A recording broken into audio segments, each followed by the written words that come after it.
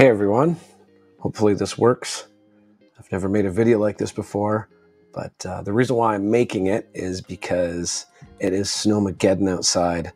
I live in a place called Kamloops. It's about 3 hours drive north of EUCs in Vancouver, and we usually don't get snow till like January, and it snowed like a foot last night. It's crazy. And it sucks because I just finished my CNC slider video for the S22, and I wanted to go out and ride for you guys to see how it is, but I can't even get my car out. So I thought I would make some lemonade of this situation and make a cool list video.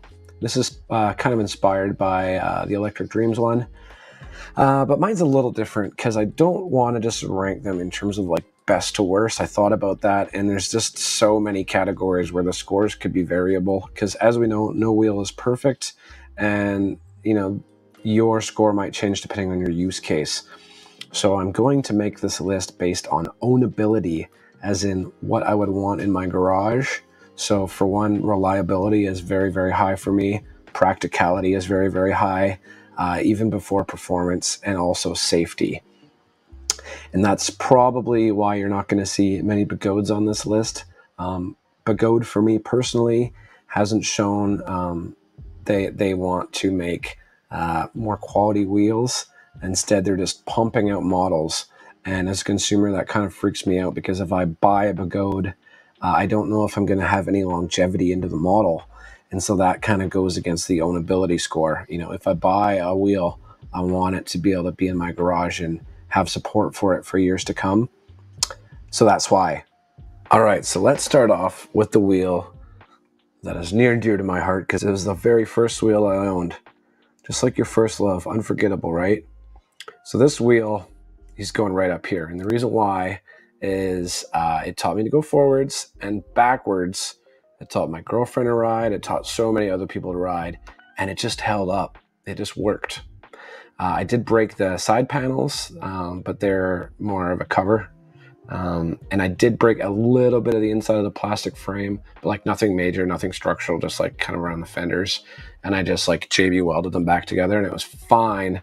Never had a cutout, never had any sort of water ingress, never had a software issue. It just worked. The only thing that bothered me is the little handle clip there broke right away, and they don't sell that part. It's really dumb. So you'd have to get it 3D printed or something.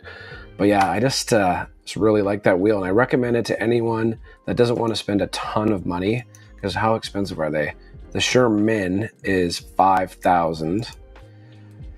The V10F is $2,000. So if you're budget conscious, this is a really good wheel. You can get better performing wheels in that category if you went Gotway. Like I said, I don't really want to recommend them. But yeah, 40 kilometers an hour. I think I got 50 kilometers of range on my range test video with this wheel.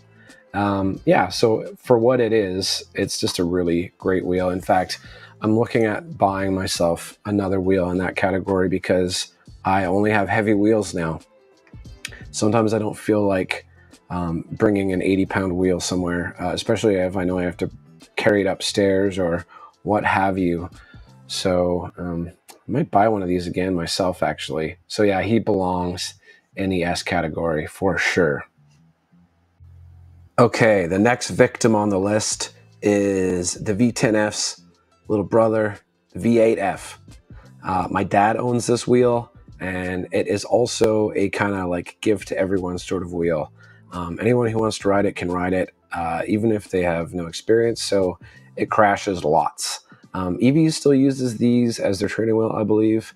And in fact, the last time I was there, I saw somebody buying one. So people are still buying them. They're very relevant. My dad's, however, the axle did break, but only after tons of abuse. There's been like 250-pound riders, you know, taking it off-roading. I've seen somebody crash it, and it flew 6 feet in the air, and then it went down a ditch and crashed down by a riverbank. And it was fine. We just picked it up and we rode it home. So, I mean, I think that speaks volumes of how reliable they actually are. One thing I do want to say between both the V8F and the V10F is they're kind of odd tire sizes. So you're kind of stuck with what you get from the factory, which are both on-road tires. So don't expect to be able to swap tires for something else. These are mostly on-road wheels, both of them. So if you're an off-road person, obviously these aren't going to be super high up. But because they're affordable, reliable, safe, he's going up in the S as well. And now, so it is, let's see, so it's 2,000 for the V10F. Let's see what the V8F is. So it's 1,500. Now, InMotion did make something called V8S, and I don't know what happened to it. It came out after the F, and it seems to have been discontinued, which is crazy. I don't know why. It's basically was just a V8F, but with a bigger battery. I believe it was like a 720 watt hour battery. So same wheel, but just more range. And I thought that was really cool because you have this tiny little wheel that could probably get 50 kilometers. I only got 30 kilometers on the range test of the V8F.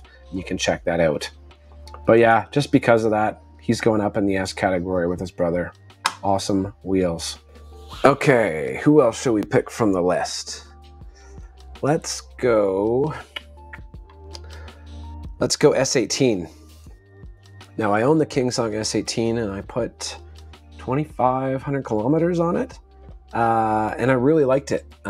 It's super fun wheel, very playful, but it has its limitations.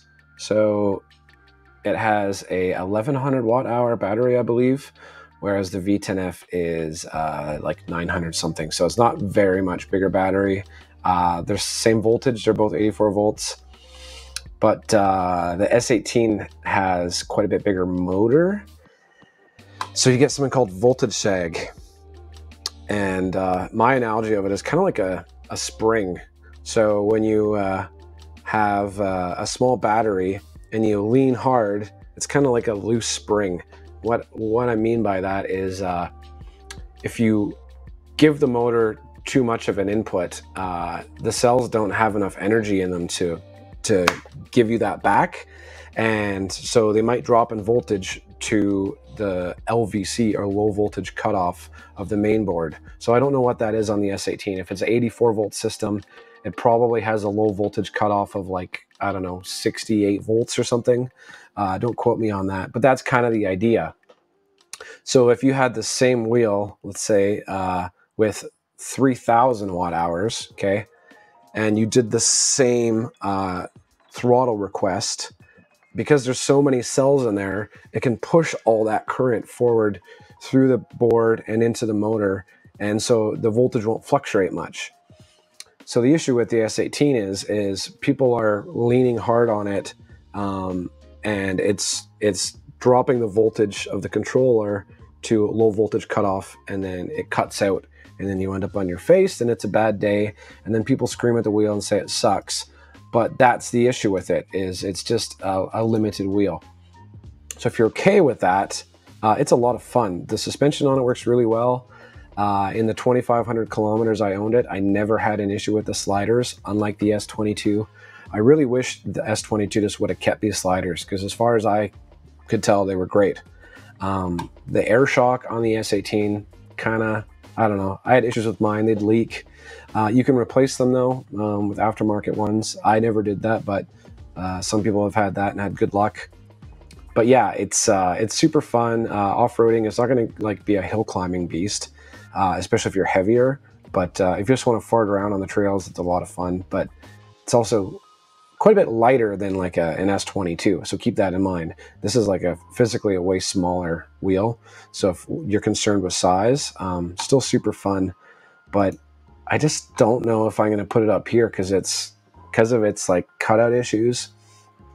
I actually set my top speed on that wheel to like 43 kilometers an hour instead of the 50, and I just never leaned hard on it. And because of that, I went 2,500 kilometers, and I never cut it out. But you know, it's not for everyone.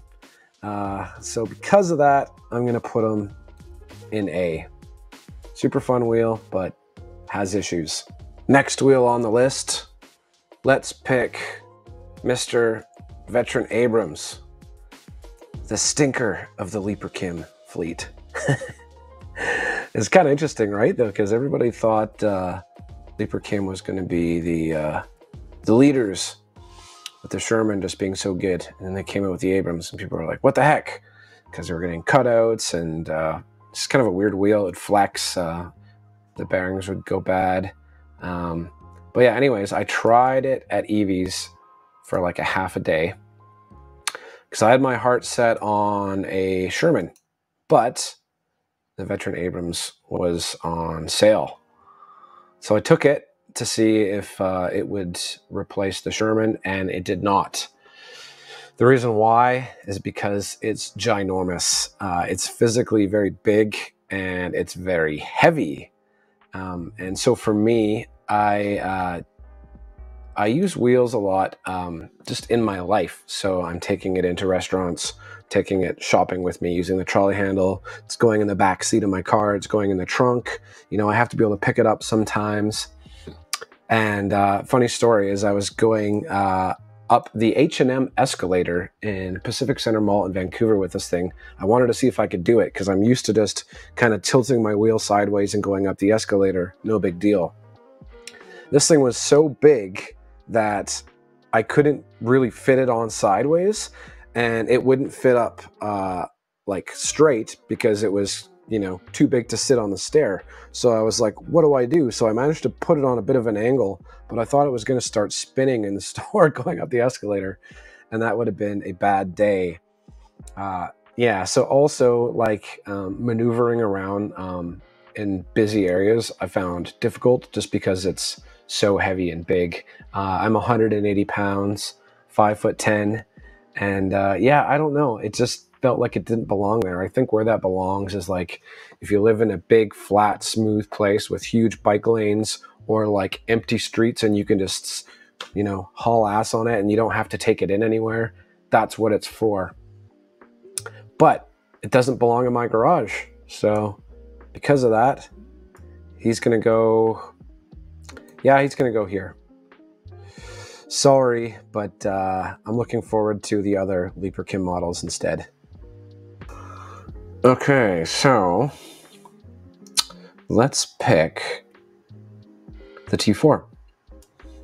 Now the T4, again, I've only rode for a couple hours, so I can't totally judge it, but the rideability is actually really good. It's at the top in terms of rideability. I really liked how it performed, and I really liked the size of it. I liked the range, I liked the speed. There was a lot I liked about it, but unfortunately, it's janky. It's just the typical Begode quality. There's this questionable sealing going into the battery wires. The battery casing I could literally push in with my finger.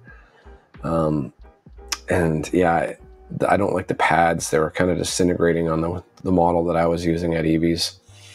It's just, I don't think this wheel is going to hold up very well if you abuse it. And I'm also just concerned that they're going to have 10 more models of something like it instead of them trying to fix it. Like all these other wheels, yes, they all have issues.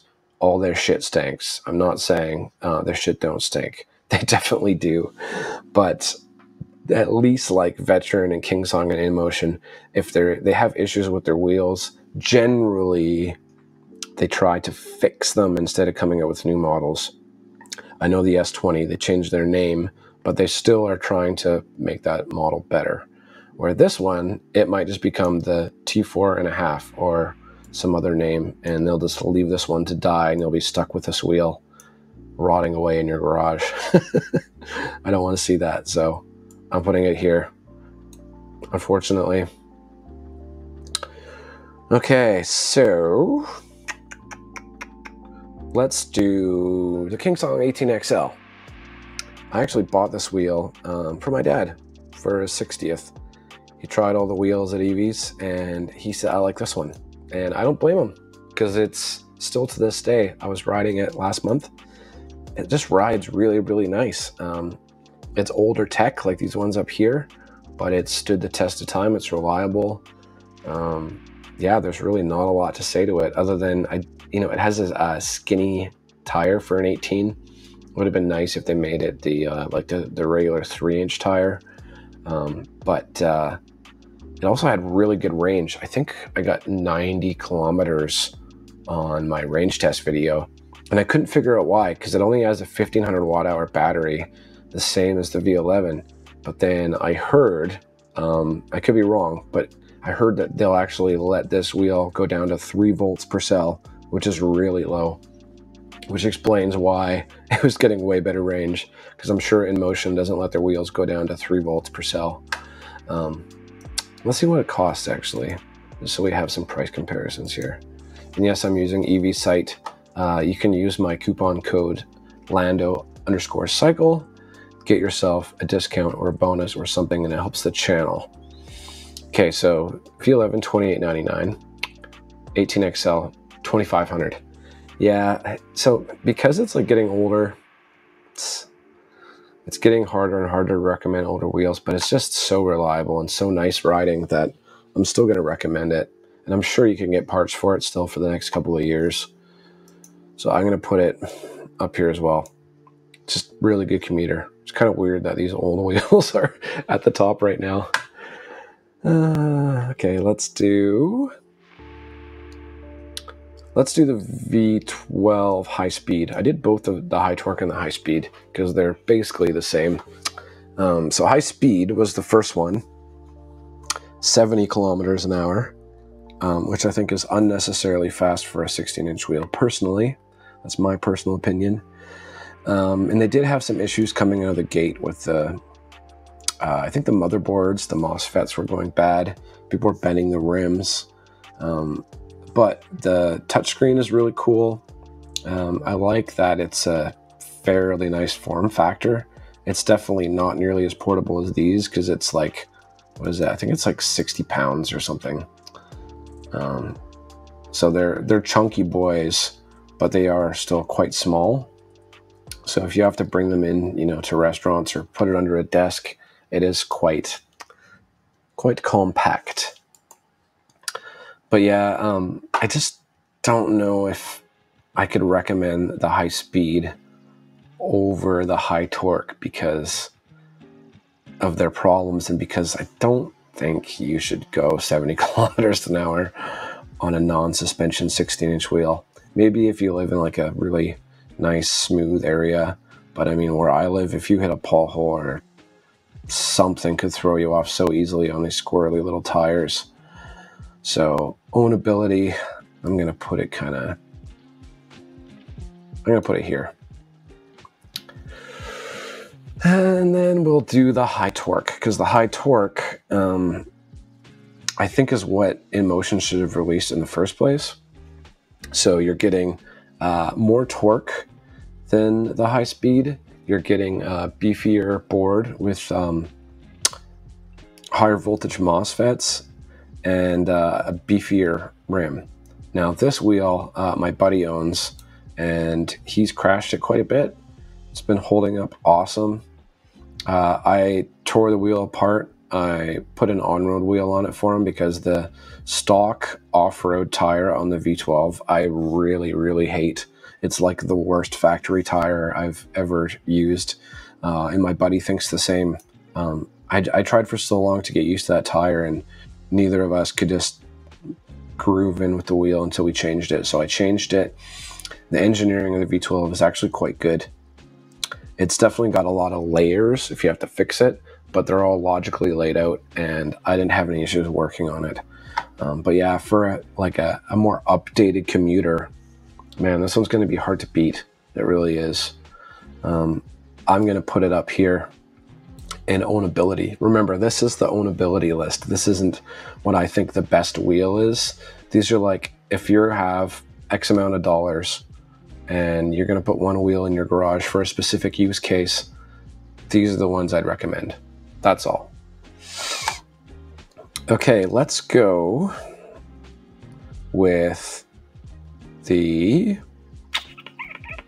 S22, because I own that and I don't have a ton of kilometers on it. I think I have like 300 kilometers on it right now.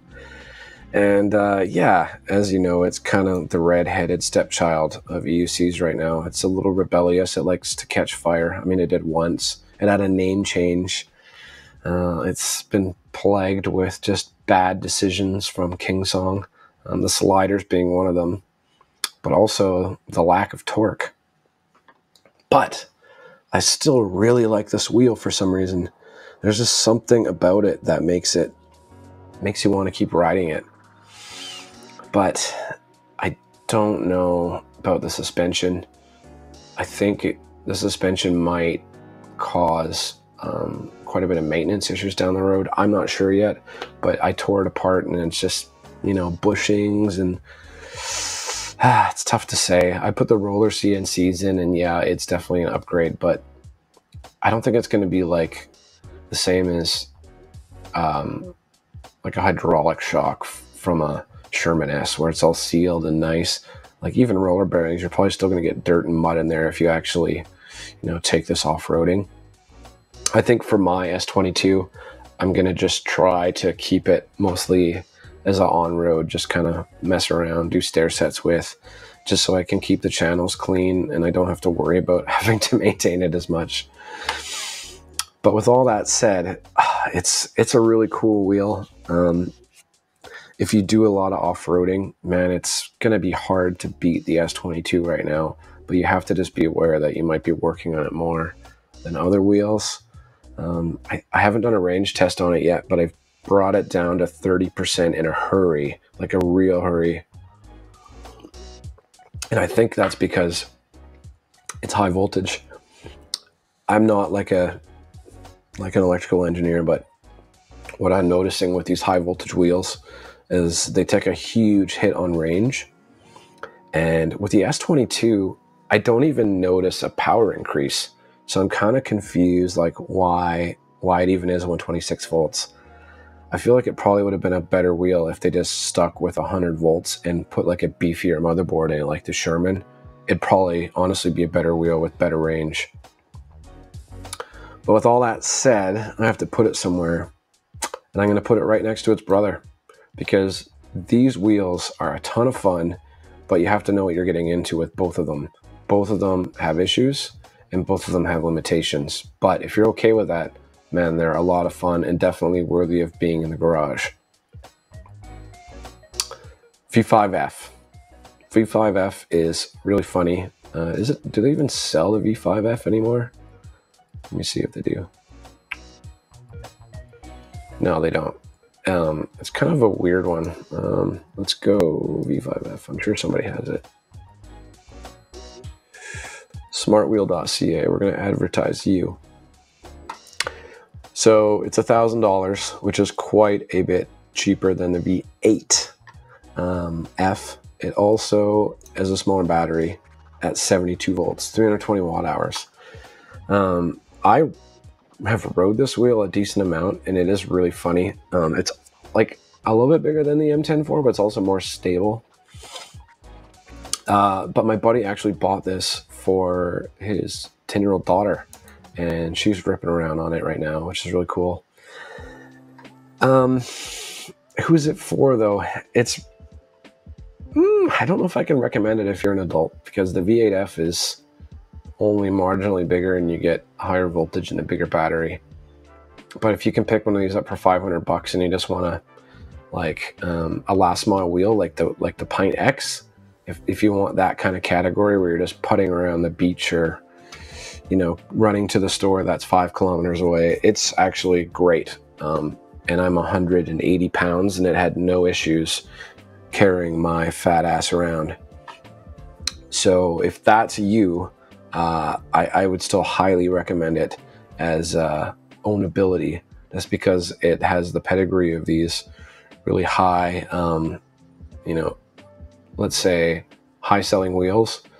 And it's, yeah, if you can pick it up for $550, pretty good deal. That's what my buddy did. He bought his with, I think, I don't know, 400 kilometers or something. It was like new, and he paid 550 Canadian. That's like probably 400 US. So if that's you, do it. But I'm going to put it here because it is quite limited with its tiny little battery and its range. But the build quality is definitely, like, you're going to have less issues with this than these guys. Let's just say that. And then let's do the Begode Master. Now, I rode the Begode Master for a couple hours when I was riding the S22. I don't have a ton of experience on it, but it is, oh, there goes my coffee machine. It is very similar to the T4. Obviously, it has the big, chunky, like 134 volt battery.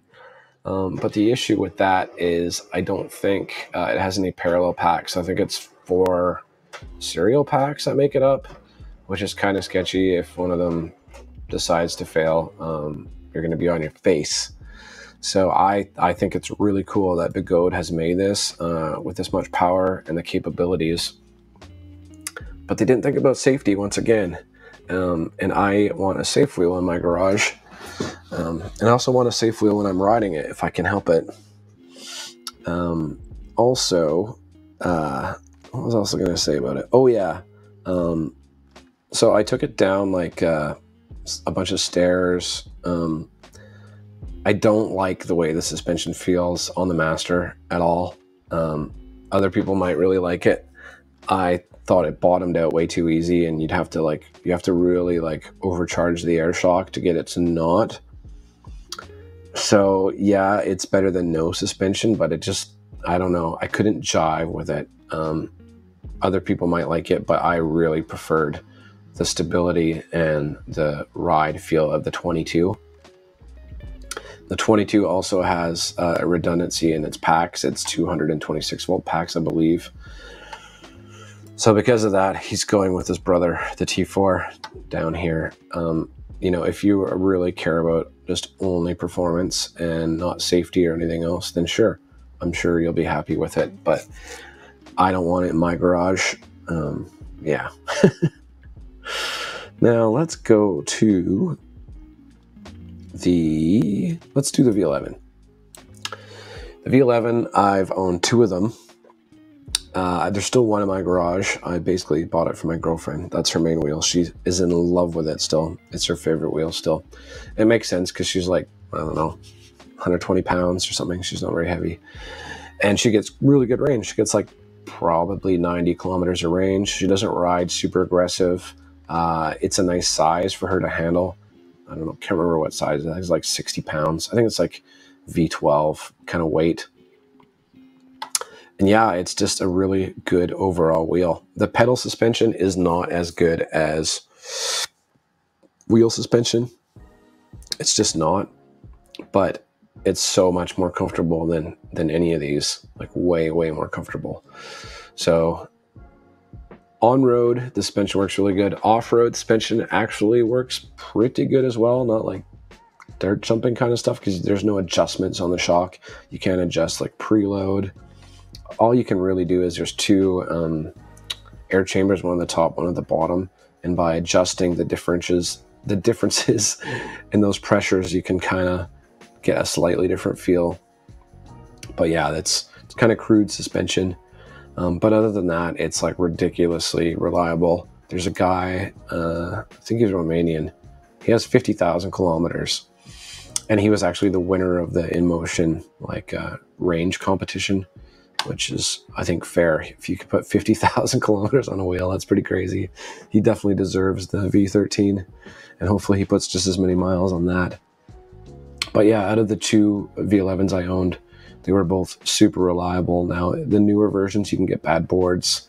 You can get bad bearings with the hollow bore motor. I replaced the bearings in my motor with high-quality aftermarket ones. It was a pretty big job, but it was doable. And I think, yeah, because the InMotion bearings were so cheap. It's like $30 for a set or something. I was like, no wonder why they're breaking. They didn't even have a part number on them. So I bought like $250 bearings, and they held up great so far. The guy who bought it from me says they're holding up good.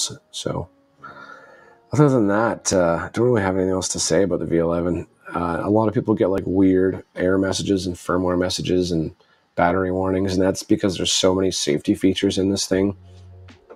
InMotion hasn't figured out all the kinks of their safety yet, but the good news is there is safety. So yeah, it might stop working and annoy you, but it probably has a lesser chance of catching fire because of that. So I'm going to put him up here in ownability as like, yes, yes, yes, absolutely. It makes like a great little delivery vehicle, although it doesn't have crazy range, but it's just like a really good all-arounder. Can't recommend the V11 enough. But yeah, watch out for the motherboard and the motor. Now let's do the PintX. Now, yes, I did put a OneWheel on here because it's still a one-wheel balancing device, right? Some people say you can't compare them, but I'm going to. So the issue with the OneWheel PintX is it's a $1,900 wheel. What can you get for $1,900 here? Let's see. You can buy the V10F. You can buy the Tesla T3. You can buy the V8F and have $500 left. You can buy the M10 and have like, what, $300, $400 left. So that's the issue with it, is it's really slow. It'll do like a jogging pace. I think it's like a 63 volt system, but it's still a ton of fun. I've put quite a bit of miles on it because my dad owns one, and I just like ripping around the yard with it, you know, going around the block with it. But any more than that, it gets kind of uncomfortable, and like at some point you're like, okay, I want to go faster, and you just can't go faster because you will cut out and fall on your face. So if you're like, you know, in this kind of category, the V5F, and you just want to go around the block, you don't care about speed or range, the PintX is a lot of fun, but it's just so expensive, it's hard to recommend. So for that reason, I'm going to put it with Mr. High Speed.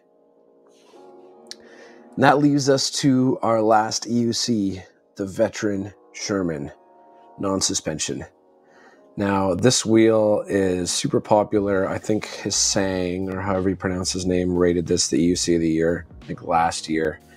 And people are still buying them. The issue is they're really expensive at 5,000 Canadian. It's $1,000 less than the Sherman S, but it's still a really expensive wheel. But the cool thing is you can buy these used now. I bought mine for 2,800 Canadian. And there's a lot for sale for that price, and it's just such a good wheel still. I find myself just wanting to keep riding it all the time. Yeah, it doesn't have suspension, and suspension does increase the ride pleasure, at least for me. But this wheel is way smaller. Like, I'm gonna kind of show you. So this would be the form factor here. If you look at my S22 video, I compared these two in size. The S22 is like way up here. It's way bigger, even the S22. Now if you go Sherman S is like up here. So with no suspension, you just get a lot better form factor. So if you want a long range wheel and you're concerned about size, man, Sherman's hard to beat. The build quality is good. I'm not going to say the fit and finish is good as like an InMotion, but I tore it apart and it's well engineered as far as I can see. Bradley and Lucas said they've sold a ton of them and they haven't really have had any come back into the shop, which is nice to know. So yeah, it's just a really great wheel, and I think it's going to be around for many years to come. So it goes way up to S category as well. So that's my list. Like I said, it's ownability. So these are pretty boring. And you might say, oh, why does he have a V8F at the top? Well, that's why. It's ownability. If you, you want a V10F if you're not going very far, but you want a little bit of a cruiser. The V8F is, again, same kind of idea. You can do bike lane sidewalks with it. It's super reliable. The 18XL is the Honda Accord. And I mean, Honda Accords, you see them on the highway still, really old ones. And that's the reason. They're just reliable and they work. The V12 high torque, I really wish it was an 18-inch wheel, but it's still really reliable and well built. The V11 is your 18-inch wheel, good all-arounder. The suspension makes it super cushy. The Sherman, I mean, it's just a super awesome, reliable, heavy long-range wheel. These ones here are specific use cases, right? The V12 high speed is just because there's the V12 high torque now. That's why it's down here. The OneWheel, excellent quality, super fun, but just super lacking for how expensive it is. And then the Commander is just a weird beast for a specific use case. And the Begode wheels down here are excellent riding wheels, but I just wouldn't want them in my garage because of the reasons I talked about before. But anyways, that is the list, and that is the score. And it is really tough to score wheels, of course. But that's what the comment section is for. If you think I did it completely wrong, go wild and tell me everything I've done. Because this is just fun. It's just fun to talk about wheels while it's snowing outside. So yeah, feel free to like, comment, subscribe. I'm going to try to get more actual outside content as soon as I can. Hopefully the snow melts or at least gets plowed to a point where I can make more videos. But yeah, catch you guys in the next one. Peace.